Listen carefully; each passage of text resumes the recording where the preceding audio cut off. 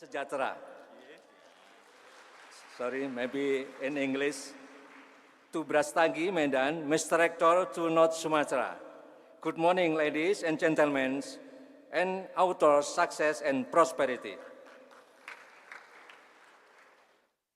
Excellency, Mr. Rector of the University of Jember, Dr. Iwan Charuna, and along with all the vice rectors, the dean and vice deans, especially the organizer, including the dean of the Faculty of Agriculture Technology and the dean of Faculty of Agriculture, head of works unit at the University of Jember, the committee of the 8th IC FANres and 2nd ICCA, and all sponsors, Jember Agency government official, the honorable all invited speakers. Here attend with us, Professor Taiwan Kim. Thank you very much. He is Vice President of HKNU, Hangyong National University, Korea. And also welcome Professor Shinjiro Okita, PhD, the Dean of Faculty of Life and Environmental Sciences from Federal University of Hiroshima. And also our guest, Dr. Yanuro Mori. Yeah, thank you very much, Mori. Please welcome.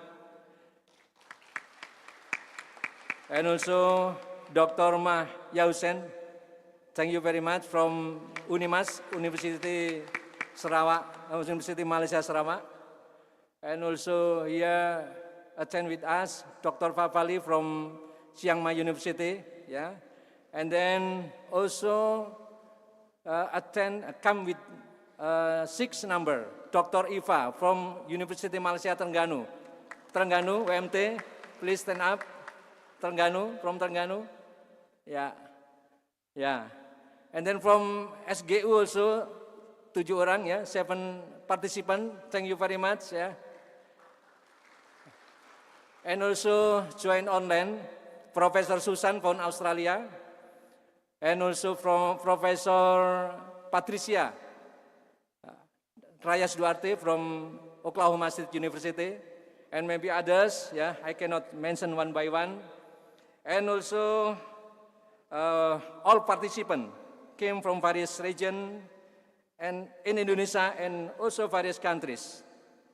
Assalamualaikum warahmatullahi wabarakatuh. Very good morning, ladies and gentlemen.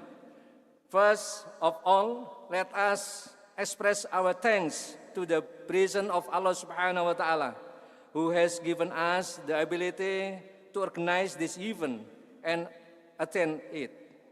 A journey to maintain network across researchers, across professors, across universities, across countries, and even continents, that is not so easy to travel. Since its declaration in 2015 at the University of Jember, Indonesia, for the first International Conference of Food, Agriculture and Natural Resources, IC FANres, an executive meeting by 46 university or faculty leaders. It turns out that in 2023, this event is being held for the 8th time at the University of Jember, Indonesia. The 8th IC FANres is even more special because it is held in collaboration with the 2nd ICCA, International Conference of Sustainable Industrial Agriculture, which has almost the same coverage. It is an excellent collaboration that was initiated and realized, thus making this forum stronger and more meaningful. The COVID-19 and post-pandemic have provided our own challenge and lesson in organizing program and gathering support and participation from the FANres International Network. Even though it is postponed in 2020 and the implementation was fully virtual in 2021, it is customary to do it hybrid in 2022.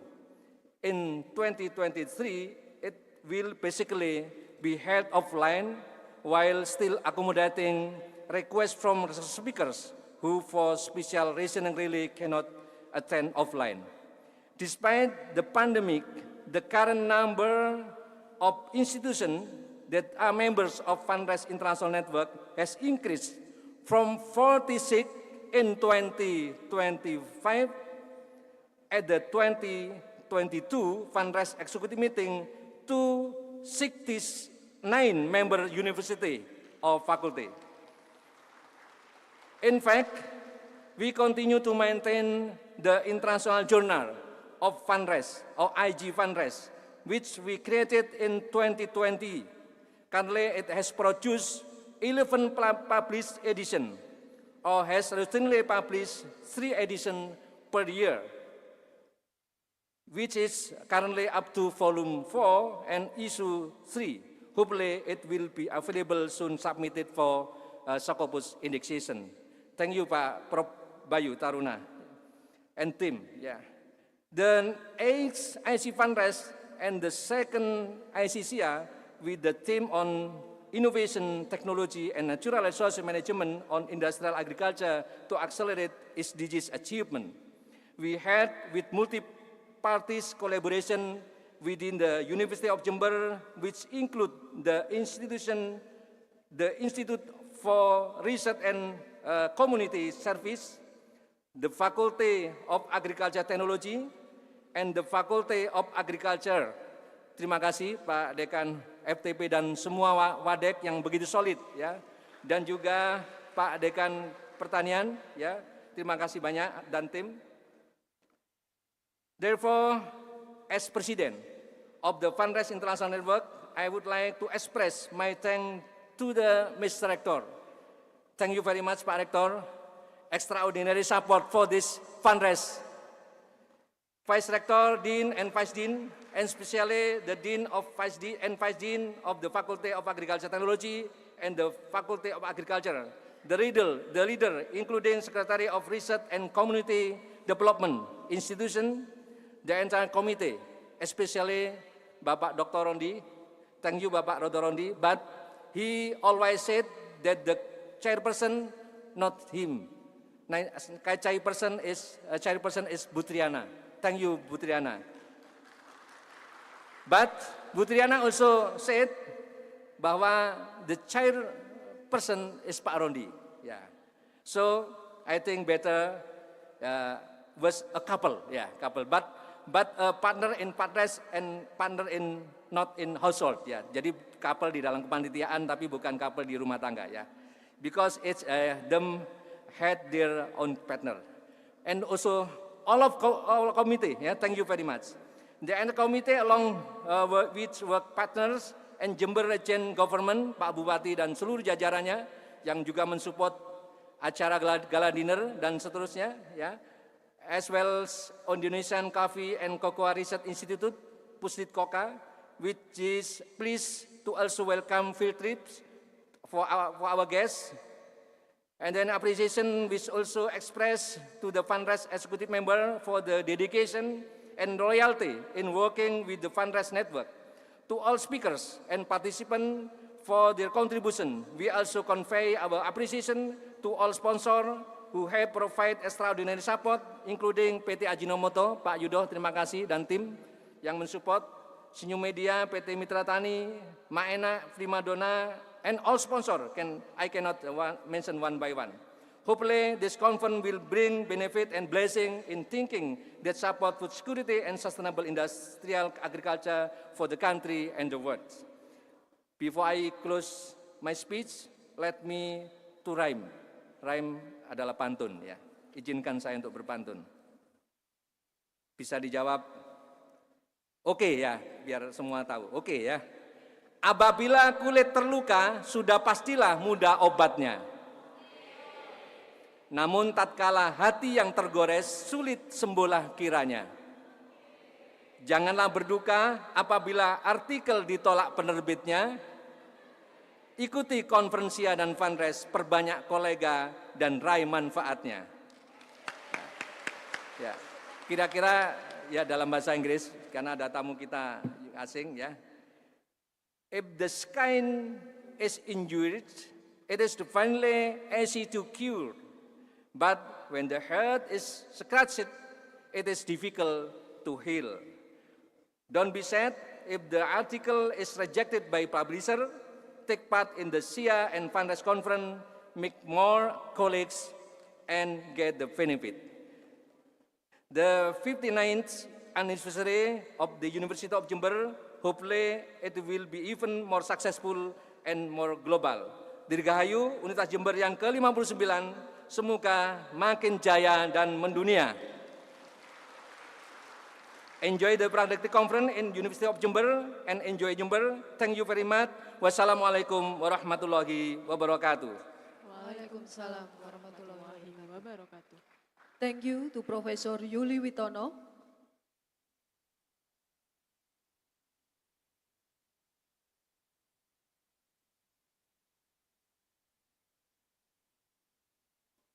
The second welcoming speech from President Prefectural University of Hiroshima, Japan.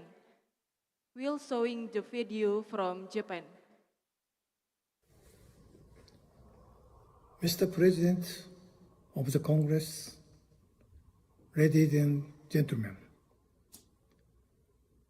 congratulations on holding the 8th International Conference of FANres and the 2nd International Conference of Sustainable Industrial Agriculture 2023. My name is Tomu Morinaga. I'm president of Prefectural University of Hiroshima, Japan. I'm very sorry I cannot attend this meeting, so I send this message.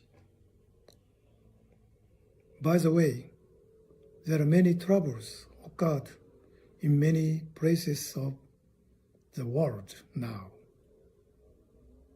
We have protect sustainable development goals. In that sense, this meeting is very important. So I hope the meeting ends successfully. See you again next time.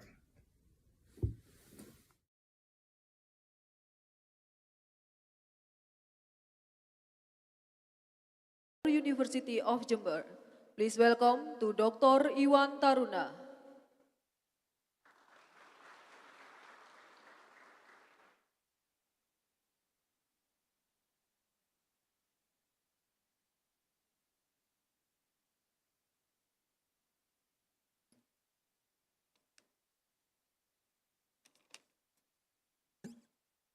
Bismillahirrahmanirrahim. Assalamualaikum warahmatullahi wabarakatuh. Very good morning. Honorable speakers, distinguished guests, I think in here including the Dean in University of Jember and head of the Institute for Research and Community Services, as well as the president of the FANres Network, Professor Yuli Witono, the Kepala Dinas of Jember District Government, dear participants, ladies and gentlemen. Firstly, please allow me to, in this morning, to invite you all to be grateful to the God who has blessed us today with a very fine condition so that we can join and participate in the 8th International Conference on Food, Agriculture, and Natural Resources, and the second conference in International Conference of Sustainable Industrial Agriculture, which both of them will be held from 24 and 25 November 2023. On behalf of the University of Jember, of course, it is my great pleasure and honor to welcome you to these conferences that organized by the Institute for Research and Community Services, University of Jember, in collaboration with the Faculty of Agricultural Technology and the Faculty of Agriculture, University of Jember. Today I'm very happy because this event has gradually been held through offline method. It means that it will permit us to have interactive talking while drinking a cup of coffee or tea later on. That for 2 years ago, it is impossible for us to do this, and now becoming possible to see again and discuss, talking, to make a productive, constructive talking during this conference. And I also express my appreciation to the President of FANres community, because it is not easy to maintain the conference like this until in the 8th round. I think maybe about 8 years already, this conference established, and actually it is also already, conducted in several countries so far. Yeah. As I know, it also has been done in Malaysia or in Thailand also. Therefore, I would like to take this opportunity to deliver my deepest gratitude to the chairman and chairwoman, as mentioned by the Professor Wilutono, Dr. Rondi and Dr. Triana, and of course all steering committees. I think steering committees including the Dean of the Faculty of Agricultural Technology, the Dean of Agriculture, Faculty of Agriculture, and anyone else. This, of course, due to their valuable work and contribution that to this event in a reality. My special warm welcome and thanks also are expressed to all invited speakers, who will talk about the special and timely topics during this conference, particularly for them that will be into the plenary session. They are Professor Shinjiro Ojita from Prefecture University of Hiroshima, Japan, Professor Taiwan Kim from Hanyang National University, South Korea, and also by online, Professor Susan A.B. PhD from Deakin University, Australia. Again, thanks so much to all invited speakers who are willing to share their expertise and experiences in this event. Dear participants, ladies and gentlemen, the 8th IC FANres and the 2nd IC SIA aim at providing a forum for presentation and discussion of the current and new development in agriculture and food science, technology and engineering, along with dissemination of relevant information among scientists, engineers, technologists, and other professionals coming from different countries around the world, of course. We wish all the result of the scientific paper, the scientific paper produced and shared during this event or this conference will inspire us to be more productive and enable of improvement of our works. Since this scientific event is related and relevant to the University of Jember and Jember Vision and Mission, we do encourage this event be able to promote also for the opportunity in extending research collaboration between lecturers of the University of Jember and the researchers from the abroad. We know very well that University of Jember also, we call it the founder of the FANres. So for this reason, on behalf of the University of Jember, I'm very proud being a part of this network and will consistently committed to contribute and improve their regular agenda in the future.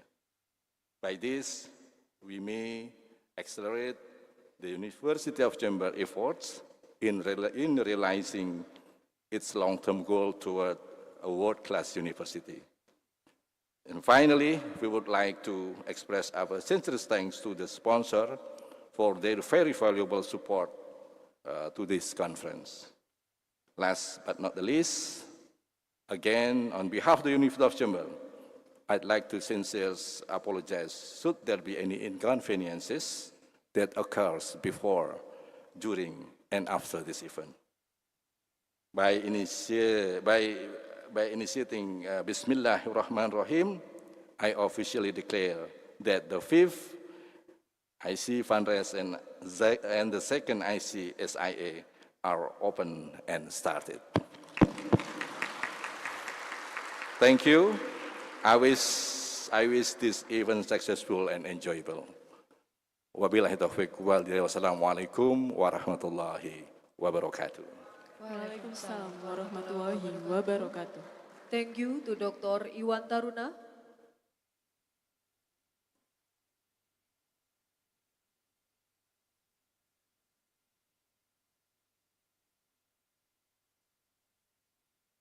Ladies and gentlemen, we are now entering our main agenda, the plenary session by our keynote speakers. The first presentation will be given by Professor Shinjiro Ogita from Prefectural University of Hiroshima. Second, by Professor Tae-Wan Kim from Hangkyong National University, South Korea. Third, by Professor Susan Brumbai from National Center for Farmer Health, Deakin University, Victoria, Australia.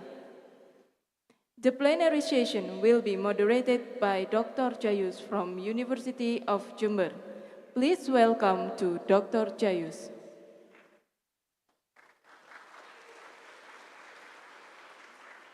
This event organized by University of Jember, Research Center and Community Service University of Jember, Faculty of Agricultural Technology University of Jember, Faculty of Agricultural University of Jember. This event supported by Ajinomoto, Government of Jember Agency, Department of Food, Crops and Horticulture, Department of Education and Culture, Department of Communication and Information, Department of Transportation of Jember Agency, Head of State Financial and Asset Management Agency, Coffee and Cocoa Research Center, Mitra Tani 27, Senyum Media, Bursa Mahasiswa, Primadona, Maenak. I would like to introduce our moderator.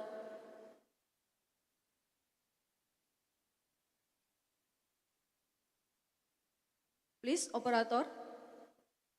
Okay.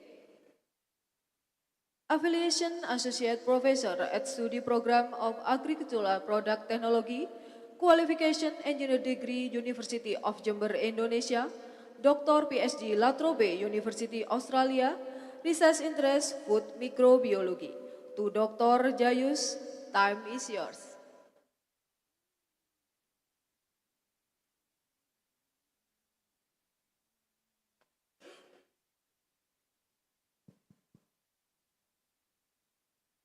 Thank you, Master of Ceremony, for introducing me this morning. Ladies and gentlemen, good morning and thanks for the attention. Assalamualaikum warahmatullahi wabarakatuh. So we welcome you all, Mr. Rectors and invited speakers and all happy invited speakers again. Today, this morning session, the plenary session, we will have a very talented speakers that we have here. The first speaker, it could be Professor Shinjiro Ogita. Is that right pronunciation? The second, it would be Professor Tae-Wan Kim.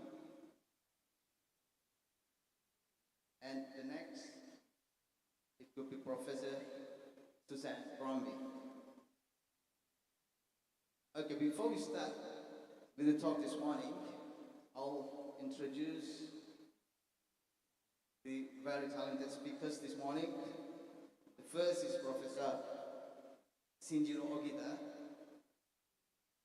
He is a professor and director of Field Science Center, Faculty of Bioresource Science, Department of Developmental Resources, Prefectural University of Hiroshima, Japan. And currently, he is also the Dean of the Faculty of Bioresource Science, Prefectural University of Hiroshima.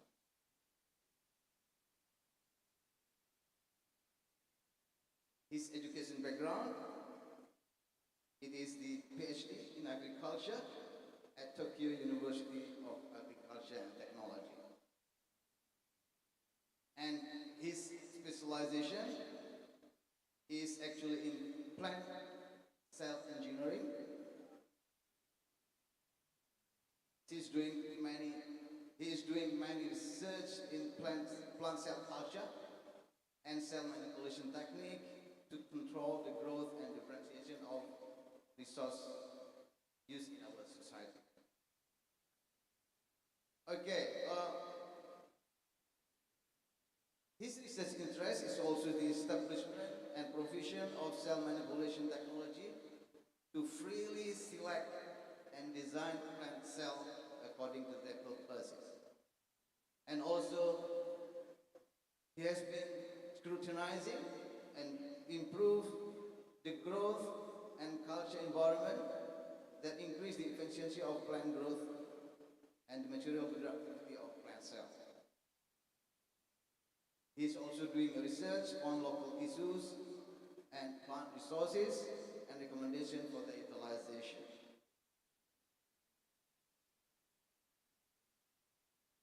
His career,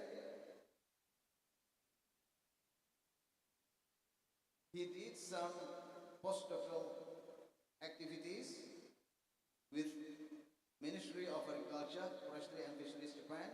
It was in 97 till 2000. And he's also worked at Nara Institute of Science and Technology in Japan in 2000-2003. And he was also worked at Toyama Prefectural University in Japan till 2015. And till present, he is a lecturer in Prefectural University of Hiroshima. That's the first presenter today.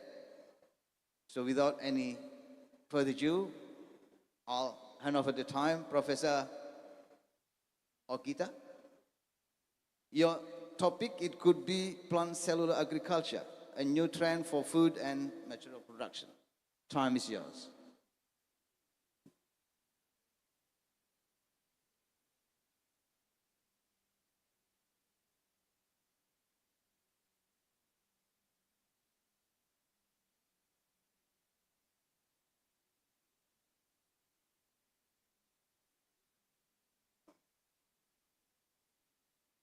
Okay, before preparation of my slide, I just express my appreciation to the committee of this meeting, and of course all of the present who attend this meeting. I'm really happy to be here and to present this type of topics. Okay, as introduced myself and today's topics, I just talk about the plant cellular agriculture. This word is a kind of new trend for food and material production. Okay, next slide, please. Oh, this is my introduction, just skip. Next slide. All right. Think about the food production, especially agriculture. And these topics published from the FAO, the United Nations Association, and in 2016. But we already know the impact of extreme climate event or climate changes become a bigger, stronger, and a serious problem. And this figure showed the effect of El Nino. The one is just attack to the Asian region or Caribbean region or other region. And the impact is not only the drought stress, but the kind of heavy rain, snow, or storm. And we have to overcome the problem, and we have to mention this type of extreme climate effect. Okay, next slide, please. Okay, and last year, FAO also mentioned about the food security, about such a worldwide environmental damage. And when I saw this report, I think about what can I do, or what have to do. And please think about what do you think about this situation, and what we can do against this problem. And I think we have to, oh, sorry, the part is in Japanese, but we have to reconstruct the production way about the food. Or we have to reorganize the system in the worldwide system of food production. Okay, next slide. Okay, this is satay ayam, I think. But this is not natural product. This one, actually the bottom line, this chicken meat is cultivated meat. Okay, not the natural, but looks really tasty. All right, what do you think? All right, next slide. Yes, this year the FAO, or WHO published the report about the milestone publication, the food safety aspect of cell-based food. I said the cultured cell meat, but the cell-based food is thought to be a product by culturing cells originating from animals plus plant or microorganisms. So we can produce the hopefully delicious food by using the tissue culture technology, of course, the animals, plant, or microorganisms. And we can say the production method of cell-based food is called cellular agriculture. And today I talk about especially plant cellular agriculture. Okay, okay, next slide. All right. Before starting my talk, I just brief checking this type of term, cellular agriculture or culture cell meat. So I just checked the data, and this data showed from 2018, we tend to use the term, or we focus on pay attention to the cell-based meat, but many were distributed. Okay, next slide. Okay, this is another example. And as a word, cultured meat is a kind of general term. It's about 30% cultured meat. The others, the lab-growing meat, or sometimes people say the fake meat. Not so good word, but just pay attention to these words when you think about the cell-based meat. Okay. Next slide, please. Okay, next slide. Okay. And this is the report from FAO and WHO. And in this report, 9 things to know about the cell-based food already launched. And next slide, please. Okay, next slide. Yes, I just pick up the 9 things from what is it to some of the next steps that complement authorities can consider and undertaking. Please visit the video or this report in a website and just check in the content. And of course, we have to know what is it and what in a name or cell-based food are no longer or something like that. All right, I just introduced the several. Okay, next slide. Okay, just back to my topics, the plant cell agriculture. Okay, next slide. Yes, I just focus on a significant advance in plant cell tissue and organ culture. We sometimes use the PCTOC as a term, or just say the plant cell culture, the PC, that have been made in the last 5 decades. That means almost all the modern technique in this case. But think about the cellular agriculture, plant cellular agriculture. The PCTOC is now thought to be the underlying techniques for understanding the plant itself.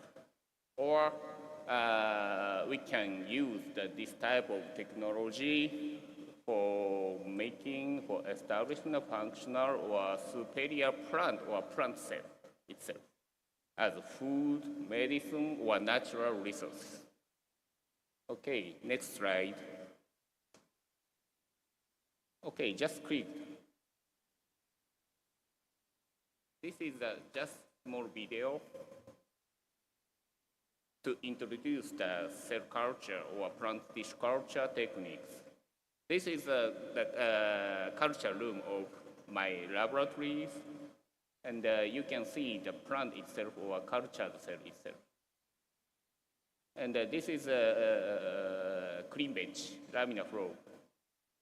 And the actor is mine. When we transfer or maintenance the cultured cell in a liquid conditions, so firstly, we have to maintain the good quality calces in the petri dishes and pick up the well-growing cells. Of course, we have to select and choose the good one and put into the liquid conditions, like this one. And burn after burning, and just tightly keep and just shaking on the shaker at about the range 100 RPM. In dark conditions or sometimes light conditions. And after 2 to 3 weeks, we can get this type of liquid cell suspension culture of any types of target plant. Of course, theoretically, but I have to know the kind of special techniques or recipe for selection of cells or maintenance of target cells. Okay, next slide. Yes, oh, just back to the one slide, previous slide. Okay, this one. And this slide showing the type of cell culture or type of tissue culture. And of course, we can use almost all techniques for inducing or for maintenance or selected cell culture, but mainly this side and the suspension culture and the Karst culture, or sometimes the protoplast culture is essential for making the high quality cells. And the other side, somatic embryogenesis or organogenesis or micropropagation. This type of technology is really good for maintaining the superior plant species in vitro, or it's really useful for selectively induce the good cell line. Later, I have to show the example. Okay, next slide. Yes, and this is the way to establish the cell culture system. We have to do the PDCA with various aspects of selection, preparation, or analysis to know the characteristics of good cell line. Can you imagine? This is so complicated. But once you get a kind of point, you can easily, hopefully easily can produce a good cell line. Okay. Of course, that depends on the purpose. Next slide. Yes. I'll give you one example. This is one good research result from my laboratory, and the plant name is Dokudami in Japanese, and the scientific name is over there. And this plant is a kind of herb and herbal medicinal plant. And this plant also used for the tea product in Japan. So kombucha. It's just a mix of the herb tea. All right, next slide. This is a way, the materials method, and we need to establish the good surface sterilization methods and good way to maintain the in vitro plant rate. And of course, we have to know the growth pattern of plant plus characteristics of plant tissues. All right, next slide. What we did is just simply say once we sterilize the X plant, in this case, node portion or shoot tip, and just put onto the medium, sometimes without plant growth regulator like plant hormone, auxin, and cytokinin. In this case, without plant growth regulator, the shoot tip or node portion can restart their growth. That means the shoot reproduction. And after 7 days or after 2 weeks, we can see multiple shoots. And after that, during the culture, we can observe that many shoots will come in a node portion or base portion of the shoot materials. And after 1 month, we can get the multiple shoot, the bunch of multiple shoot in this case. Once we generate this type of tissue, we can do anything. Okay, next slide. Okay, this is really complicated, but what we did is just checking the effect of, for example, type of culture medium or effect of size or shape of eggplant, or the right part is just a sectioning of regenerated plant, but depend on the position, like an internal section or base section or root section, showing the different color. That means reflect the accumulation pattern of useful functional secondary metabolite, like a flavonoid accumulation pattern is really different. So once we generated this type of in vitro plant, by using the different part of plantlet, we can establish the typical cell cultures originated from root portion, internal portion, or even the leaf portion, and then we can use the such cell culture systems to produce the functional secondary metabolite for food materials, for example. Okay, next slide. All right, think about the food material itself. This is asparagus growing in my university field center. And when we saw the asparagus, how do you think? It's a tasty, or sometimes a little bit chewy, or sometimes a little bit hard or soft. So that as you can see, the food is a complex of functional cells, like epidermis or vascular bundle or ground tissue have a function. And the function reflects the color, flavor, or functional element like a secondary metabolite, or fiber, texture, and so on. And once we generate the good cell line, the cell can make food diversity, like, yes, as I said. Okay, next slide. So that means that we have to selectively induce or carefully choose the cell line, the performance of cell lines. And this slide showing that root apical meristem and the shoot apical meristem. And we have to focus on the OC and the QC. That one is the organizing center of meristematic region. And the meristematic region, including the stem cells. So you can see the blue color or little pink color showing the stem cell region, stem cell niche. Okay, and this is the case pattern of the plantlet.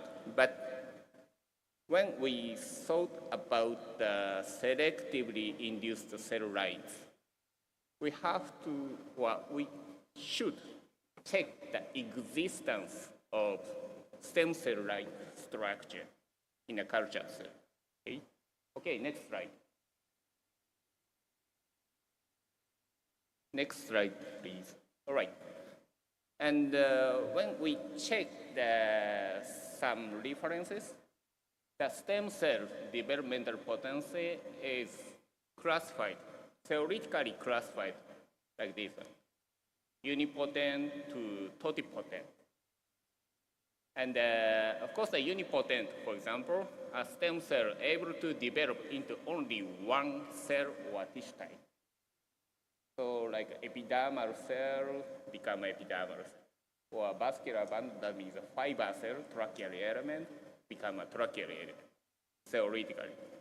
But for food materials, we need to establish at least multipotent or pluripotent cell lines, right? Okay, next slide, please. Yes, this is an example. This is the coffee somatic embryogenesis, and coffee somatic embryo can induce from the leaf segment, like this one. And after 1 week we can see the leaf materials become a little bit shrink. And 3 weeks and 6 weeks at the cut edge, we can see the specific cell mass. And when we observe the specific cell mass under the microscope, that one is really mitotic active. Plus, we can see the kind of performance of cell mass, such as cell mass. Okay, next slide. Okay, this is just example. Once we generated the somatic embryogenesis, and okay, next slide. Right. We can use this type of cell mass to produce the genetically modified coffee, like a decaffeination. But this is just one example. The point is the somatic embryogenesis itself. Okay, next slide. Okay, here the establishment of pluripotent cell culture, and one of the students from Jember University just focused on this type of topics. And what we did is just carefully check the surface structure of somatic embryos. The one is panel small a to small d, and B, C, D showing the fluorescence image, and the epidermal layer, that one is the surface of somatic embryos, really active for producing any type of cells. For example, the bottom, A and B, the petri dishes, and A showing non-embryogenic cells, and B showing the embryogenic cells. In this case, from somatic embryos, we can selectively induce the two types of cells, embryogenic and non-embryogenic. And these can be used for the caffeine production, for example, and we can manipulate the functional element by using this type of cells. Okay, next slide.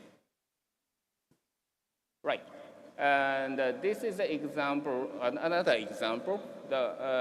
This is a bamboo cell, but the part is the proliferation and the lignification. So that means the proliferated cell, including the primary cell wall or amino acid, and the lignificated cell, that means the secondary cell wall or fiber element. So, and we already know the gene expression level or metabolic function of these cells, and that means experience and scientific knowledge is important to produce or to regulate the types of cells. Okay, next slide. This is an example of what I did. This is just the transcriptome analysis of both cells. Okay, next slide. Next slide. Yes. We can see what type of gene is upregulated or downregulated in this case. Okay, next slide. Next slide, please. Right. By using this type of knowledge and the technology, I just make a concept to produce the good cell line for food materials. That means plant cellular agriculture, and I just attend one of the competition, Food Tech Grant, and this is October this year, and I just got the prize from the one company, Maruhanichiro, and of course in this competition, not focus on only cellular agriculture, but the other food technology. But the plant cellular agriculture tend to focus from the Japanese companies. Yes, I can say so. Okay, next slide. And I just organized the one unit, the Plant for Social Multi-Unit. That means a PSON.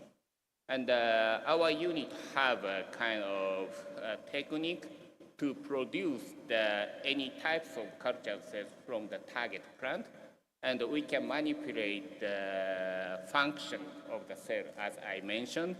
Of course, I can transform, I can improve the cell itself by using the latest technology.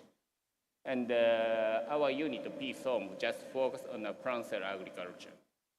Of course, I just invite my partner university, including the Jember University and USIM from Malaysia. Okay, next slide. Oh, sorry, this is the part, Japanese in part, but when we saw the graph, that one is the growth pattern of liquid culture conditions.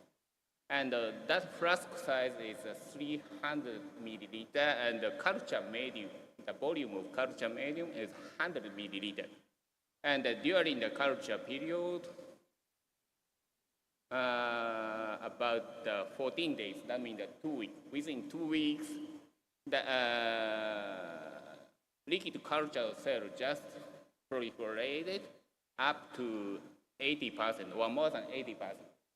So that means proliferated cell mass is almost 100% plant materials. And of course, by using the several cell line or several culture conditions, we can control the function of target cells. And after mix up the culture cell, we can produce the food materials within a short time with sustainable conditions. All right, next slide. Yes, this is an example of a cultured cell with different color or different functional elements from whitish, yellowish, or brownish. Okay, next. And after collecting the cell mass and the filtration and the collection, and just to make some example, like a cookie or like a small powder or small chips made from plant cell. And another slide, another example, next slide. Sorry, next slide, please. Right. And now we focus on one specific plant species like a camellia. Of course, the camellia, including the several species, but the most important camellia is a tea, right? This is a Japanese origin, the camellia. And of course, the Chinese origin exists, but my focus is the Japanese camellia species. And we already established several cell lines from the several camellia variety, especially the flavor specific or growth specific or some functional metabolite accumulating variety. Okay, next one. Next slide. Right. This is another example of the camellia. In Japanese, tsubaki or so. And the tsubaki plant, camellia plant, can produce the big fruit. And the big fruit accumulating the oily component. The percentage is 40%. That one is really high quality oil from plantlet. So that means if we can produce the cultured cell like the orange picture, that one is a specific staining method for oily component. And I already established the oily component producing cells from camellia plant. And basically 10% to 40% the oil component accumulating in this cells. So that means that we can use the cultured cell for oil production, of course, especially food or just think about another idea for functional materials. Okay, next slide. All right, this is the last. And to generate cell lines, or to generate a good way for plant cellular agriculture, we need 4 steps. One is the cell selection, as I mentioned, and I already established such a protocol or such a trick for cell selection. And the production, we already focus on coffee cell, for example, or tea plant cell, or tsubaki cell for oil production. And the harvesting, that means not from the field, but in a laboratory level or large-scale production. But harvesting is a little problematic for scale-upping or understanding from the public. And of course, the food processing, we just make a kind of test example, but for actual food processing or formation, we need public acceptance. So I want to ask you to make this type of story together with the PISON, or of course the collaborative work in the universities or something. All right, thank you very much. This is the end of my talk. Thank you, Professor Agita. Just finished to run on time. So you have coffee in Japan, Professor? Coffee plantation? Okay. All right. Okay, ladies and gentlemen, for the next presenter, it will be Professor Taiwan Kim. So welcome you to the stage, Professor.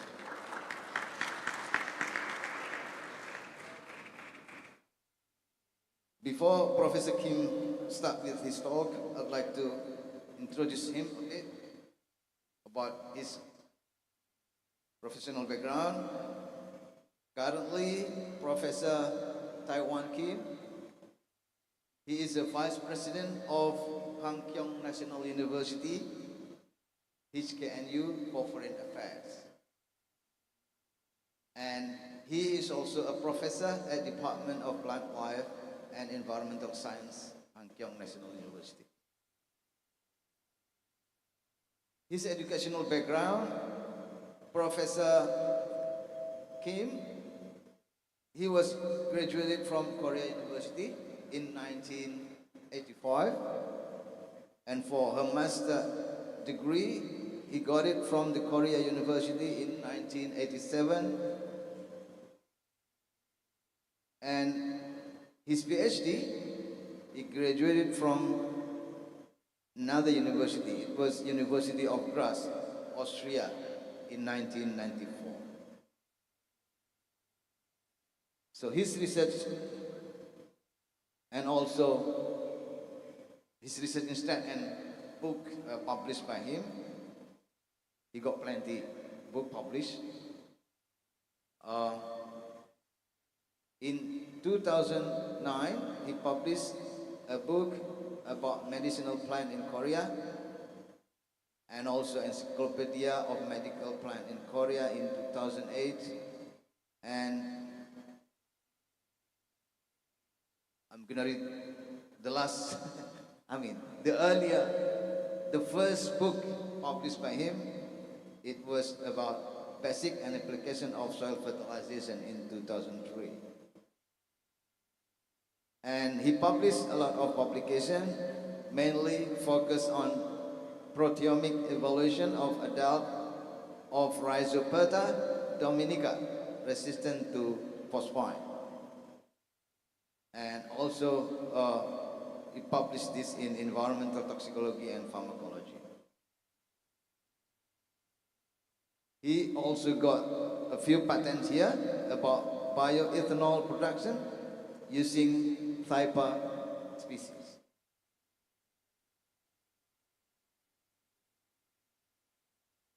All right, Professor Kim, time is yours. Enjoy your time.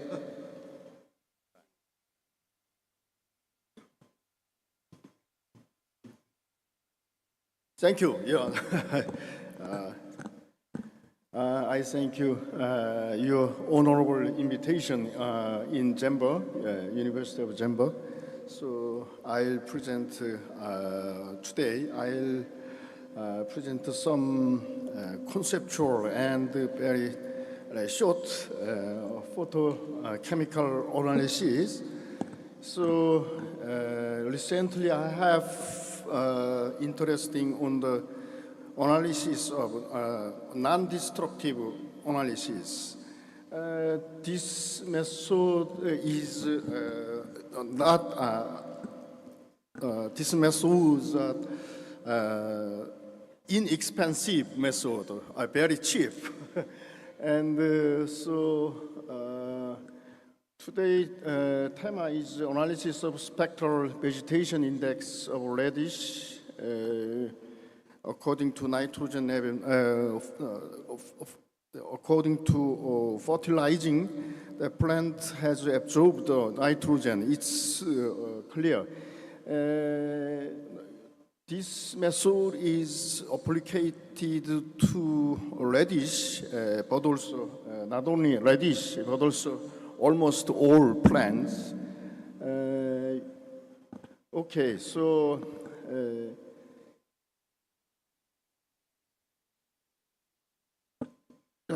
next slide, please. Yeah. This graph is very famous graph from Professor Kautsky, Austrian chemist and physician. He had found this pattern in plant leaf. Chlorophyll can typically fluorescence this type. So 0OJIP, that's O is origin, J means jump, and I is intermediately, and the peak is maximum fluorescence. That means peak. This is very important on the photochemical research. You can, as you can see, this reaction time is not over 1,000 millisec. That means 1 sec. During 1 sec, this surprising pattern can be changed. Okay, next time, yes. So nowadays, many plant analysis sensors, they used very wide range reflected wavelengths. Some normally plant use from 400 nanometer to 700 nanometer. It means photoactive range, but I think plant has not only in this range, but also the wide range wavelengths, especially near infrared regions, so very important. So you can see right side wavelengths. Plant can reflect the absorbed light wavelengths, and then plants emitted some wide range wavelengths. Therefore, you can detect what is happening in plants. Some vegetation and the stress index can be used from blue to near infrared range wavelengths. Of course, satellite can use almost light wavelengths, but you can use that satellite, but this vegetation index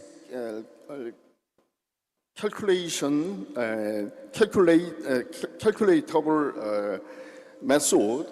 You can use. I introduced today this method.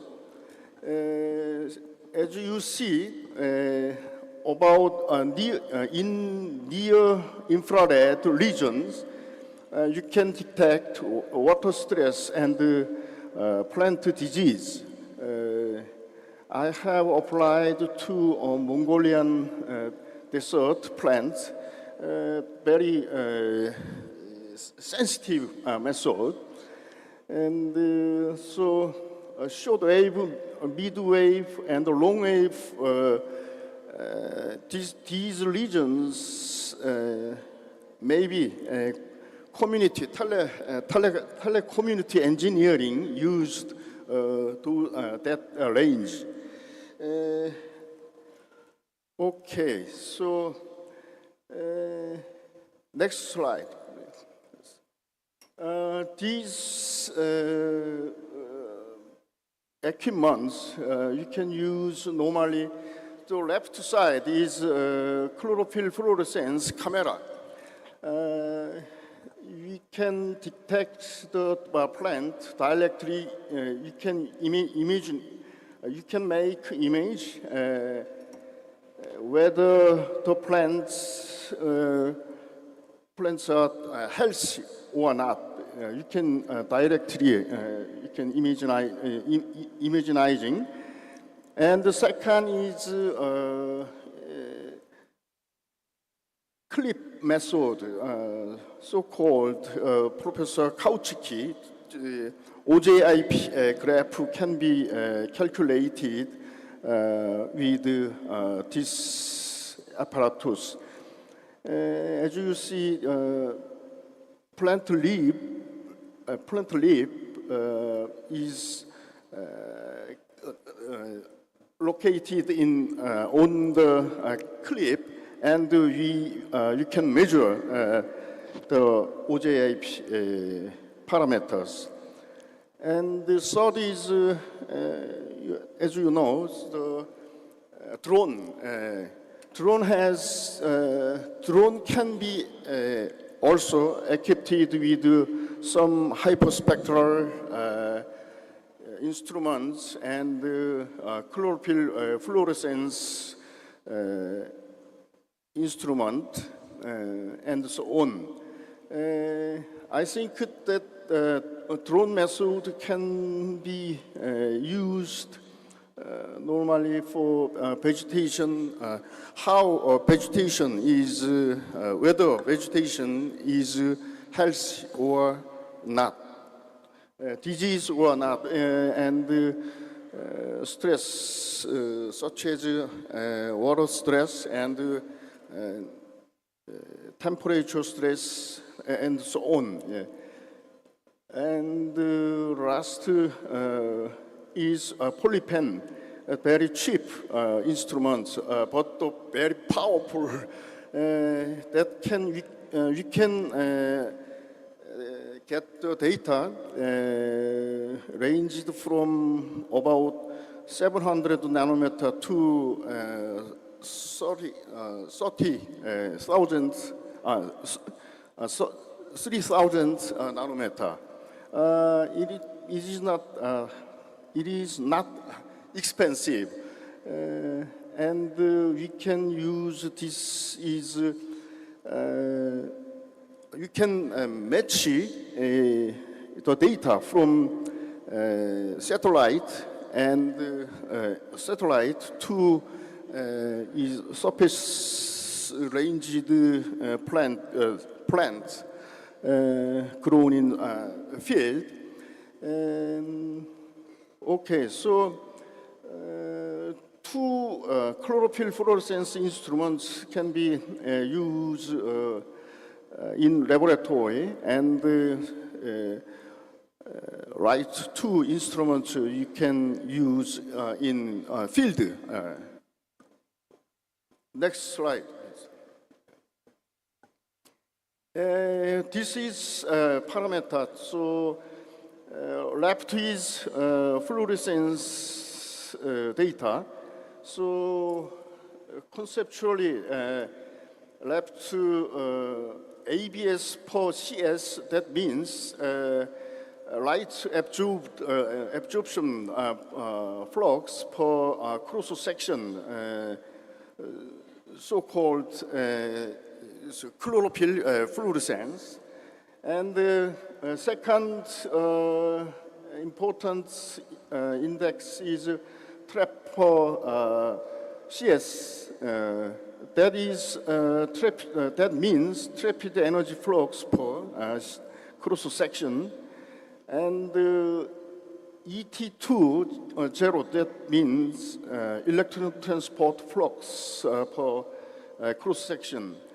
That means almost photosystem 2 activity. So, and then Ali 10 per CS, that means electron transport flux until PS1. That means plant physiologically the end product of photosystem 1 is NADPH.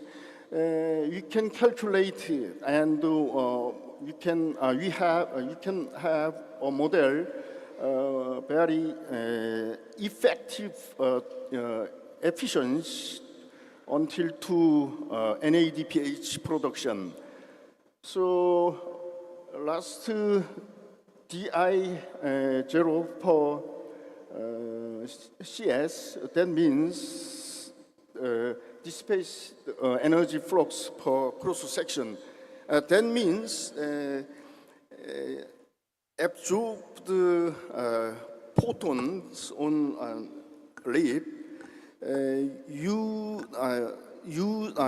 did not use to ATP or NADPH that dissipated energy or heat dissipated.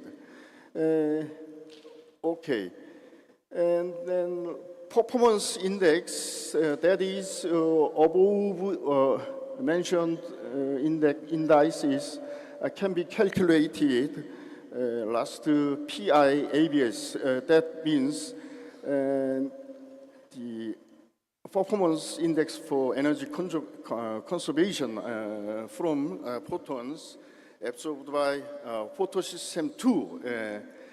And last important, most important index is PI total ABS. You can calculate the performance index for energy conservation from photosystem 2 until to photosystem 1 acceptors. Right table is the index for vegetation analysis. NDVI, the normalized difference vegetation index, that is so-called NDVI.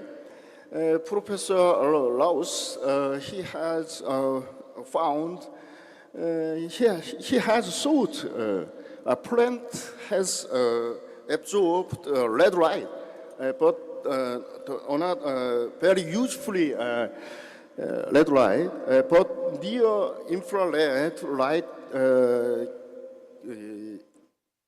is emitted. that we can calculate anyway. So NIR minus red light, and then so as you see, NDVI can be calculated. And about after 20 years, one soil scientist, Londu, he has found the optimized soil as this adjusted vegetation index.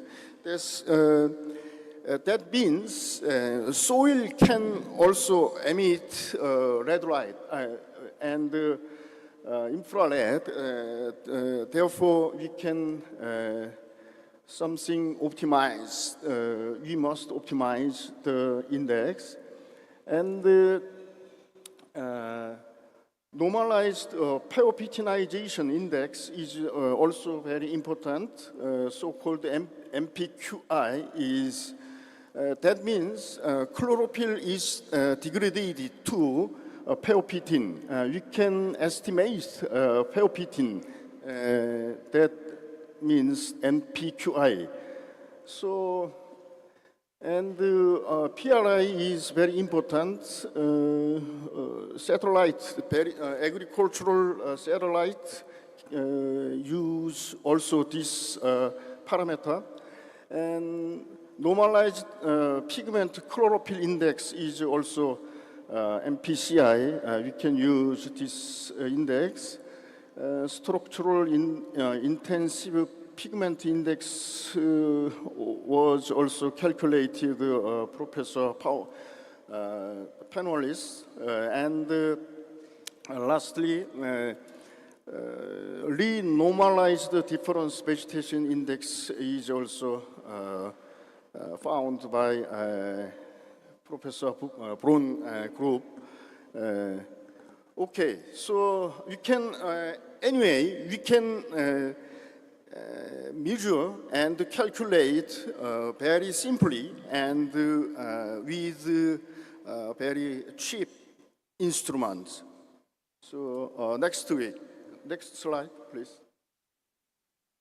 So as you see, normalized difference vegetation index, that means, so simply you can calculate the healthy plant. Healthy plant absorbed NIR and then emit 50% NIR, but the red light come absorbed almost over 92%. That means reflected or emitted 8%.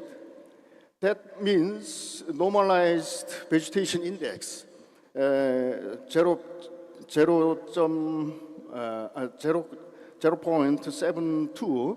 The on health, you can see the red light emit and over 30% emitted.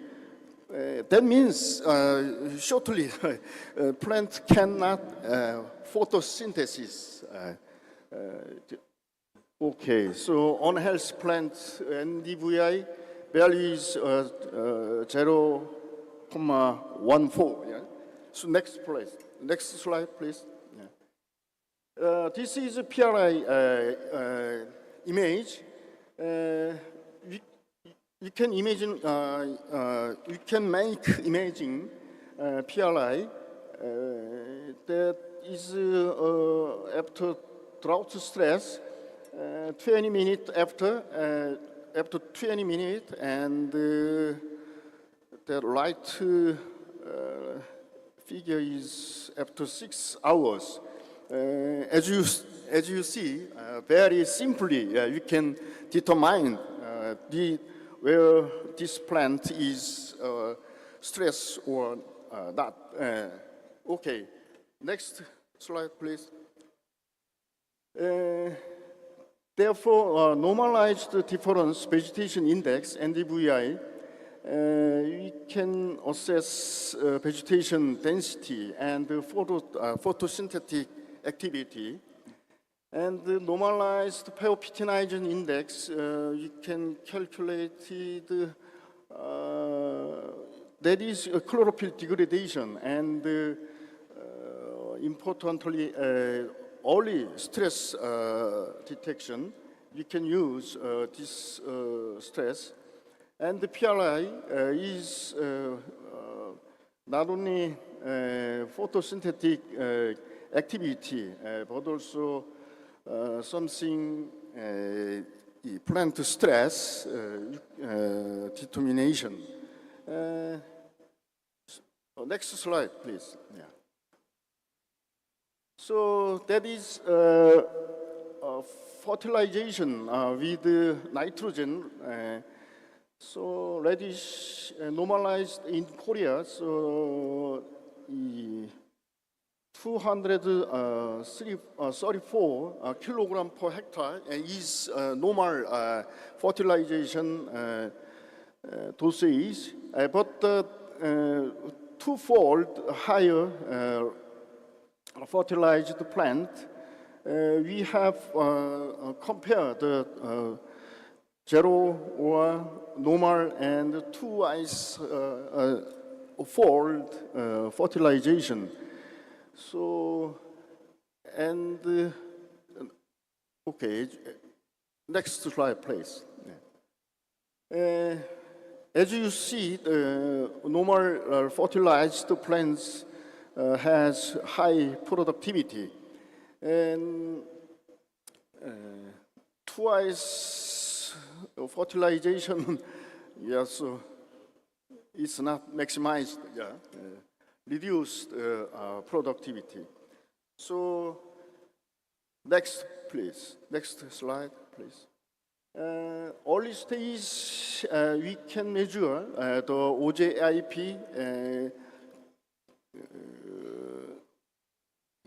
parameters. As you see, the PI index or reaction center per cross-section and the rapid energy flux per cross-section and so on. In early stage, we have measured the chlorophyll fluorescence, and then next slide, please. Yeah, this is during middle growth period. The parameters were extremely changed. So green line is normal fertilized plant, and so you can see double fertilized plant has higher photosynthetic parameters, and electron transport until to photosystem 1. The double fertilized plant has higher than normal fertilized plant. And this is middle growth stage. Next slide, please. Next slide, please. Yes. We have measure also during harvest stage, and yeah, so chlorophyll fluorescence parameters were dramatically changed. So double fertilized plant has also almost all photosynthetic parameters were reduced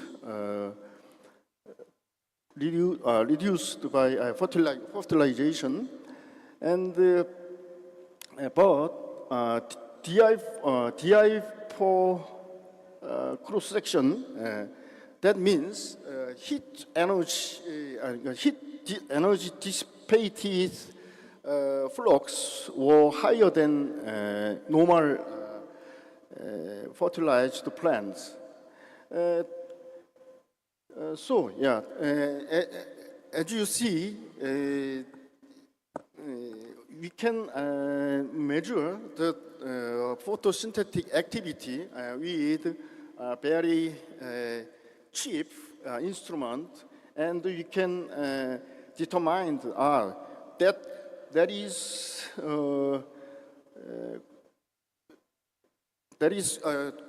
good fertilized or not. Yeah, yes, okay, and not only nitrogen fertilization, but also another abiotic stress is you can measure these instruments. And next, yes, you have graph feed.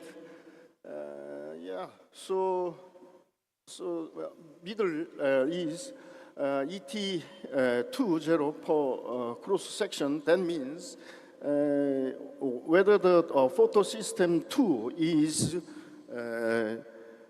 healthy or not. Yeah, you can see no fertilized plants has low values. Lower value than other nitrogen fertilized plants. Light graph is Alipo 10 per section, cross section. That means absorbed light can transport until to photosystem 1 last acceptors. That means nitrogen can help electron transport. Yeah, so, okay, so next slide, please. That is a vegetation index, or you can use some vegetation indices, and NDVI, so early growth from early growth stage to harvest stage. That yeah, so very we can estimate the situation of a plant, and MPQI also you can use, and PRI, last PRI is very important. They give some results. We can use vegetation index, and you can use determine the plant stress. And okay, next slide. Excuse me, Professor. Yeah. You have 4 minutes left. Oh yes, okay. So last slide. Yeah, you can now we make and we use the modeling using artificial intelligence computer, and yeah, so we making now. Yeah, okay. So next slide, please. Yeah. Okay. I have concluded. I would like to chlorophyll fluorescence analysis and the vegetation index analysis serve as a powerful tool for assessing the plant health and the productivity. Yeah. Thank you very much. Your attention. Yeah. Thank you very much.